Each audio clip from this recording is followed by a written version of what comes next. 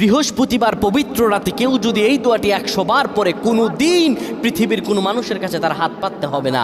পৃথিবীর সব কিছু তার পায়ের নিচে আল্লাহ হাজির করে দিবেন। দারিদ্রতা থেকে মুক্তি দান করবেন, বিপদ আপদ থেকে মুক্তি দান করবেন, তার সম্মানকে সুউচ্চতা দান করবেন, অসুস্থতা থেকে দূরে রাখবেন। আল্লাহর অশেষ দয়া ও রহম তাকে দান করে দিবেন। সুবহানাল্লাহ। বৃহস্পতিবার রাত এটি গুরুত্বপূর্ণ রাত। এই রাত সপ্তাহে একদিন আসে।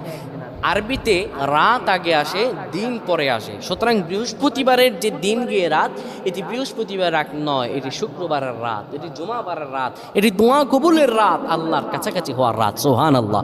এই বৃহস্পতিবার রাত আল্লাহ তাআলা বান্দার দোয়া কবুল করেন। কেউ যদি বৃহস্পতিবার রাতে ঈশা নামাজের পরে পবিত্র হয়ে ইয়া হাইয়ু ইয়া হাইয়ু ইয়া হাইয়ু ইয়া রফিয়ু ইয়া রফিয়ু ইয়া রফিয়ু এই দোয়াগুলো পড়তে পারে 100 বার, আল্লাহ রাব্বুল আলামিন তার